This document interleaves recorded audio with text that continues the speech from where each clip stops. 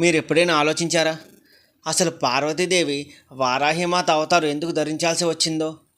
వారాహి అమ్మవారి ఆలయాలు ఎందుకని రాత్రి సమయంలోనే తెరుస్తారో?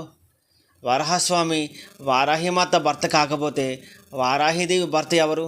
అలాగే కాశీలోని వారాహిదేవి ఆలయంలోకి ఎందుకని ఇప్పటికీ ప్రవేశం లేదు?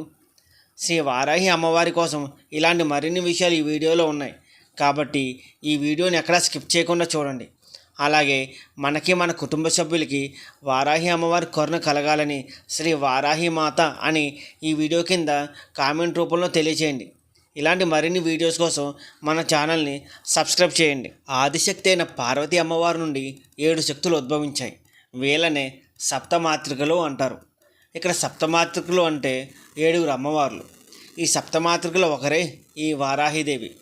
అసలు ఈ సప్తమాతృకలు ఎవరు అంటే బ్రహ్మదేవుని యొక్క శక్తి స్వరూపమైన బ్రాహ్మిణి, శివుని యొక్క శక్తి స్వరూపమైన మహేశ్వరి, కుమారస్వామి యొక్క శక్తి స్వరూపమైన కౌమారి, విష్ణు శక్తి స్వరూపమైన వైష్ణవి, వరాహస్వామి యొక్క శక్తి స్వరూపమైన వారాహి, ఇంద్రుని యొక్క శక్తి స్వరూపమైన ఇంద్రాణి, ఇక చివరగా దుర్గాదేవి యొక్క అవతారమైన చాముండి. వారాహి అమ్మవారి గురించి చాలా గ్రంథాల్లోనూ అలాగే పురాణాల్లో కూడా వివరించబడింది.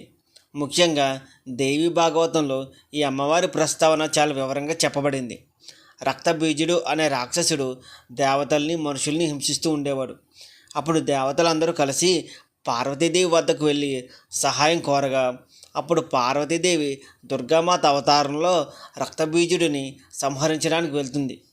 కానీ ఇక్కడ రక్తబీజుడికి ఒక వరం ఉంది. తన రక్తబొట్టు భూమి మీద పడగానే మరో రక్తబీజుడు పుట్టుకొస్తాడు. అలా పార్వతీదేవి రక్తబీజుడిని గాయపరిచే కొద్దీ కొన్ని వేల రక్తబీజులు పుట్టుకొస్తారు.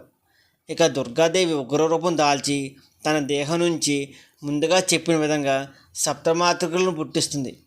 ఈ సప్తమాతృకులకి తాంత్రిక శక్తులు కూడా ఉంటాయి. ఈ 7 రక్తబీజుల సంహారానికి సహాయపడ్డారు. అయితే ఈ వారాహిదేవి ఈ రక్తబీజుని సంహరించడానికి చాలా ఉగ్రమైన రూపం ధరించి తన పదునైన దంతాలతో రాక్షసుల్ని సంహరించడంలో సహాయపడింది.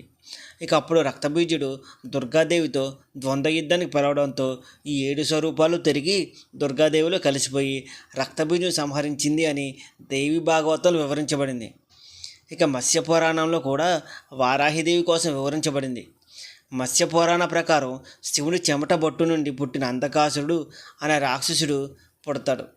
ఈ అంధకాసురుడు పెరిగి పెద్దయి రాక్షసులకు అధిపతి దేవతలపై యుద్ధాన్ని ప్రకటిస్తాడు.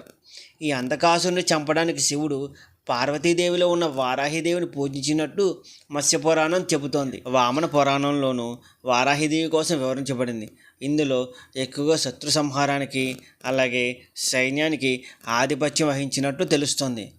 అలాగే వారాహిదేవి భర్త వరాహస్వామి అని అందరూ అనుకుంటారు. కానీ ఇది చాలా పెద్ద తప్పు. ఆదిశక్తి అయిన పార్వతీదేవి స్వరూపమే వారాహిదేవి.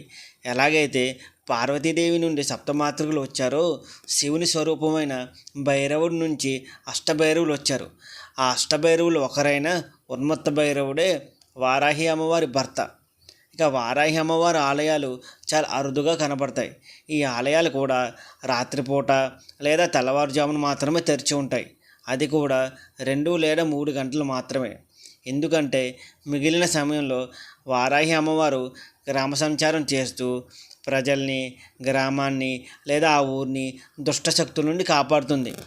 ఇక కాశీలో ఉన్న ఉగ్ర వారాహి ఆలయం కోసం తెలుసుకుందాం. ఈ ఆలయంలో ఉన్న అమ్మవారు పాతాళంలో ఉంటారు.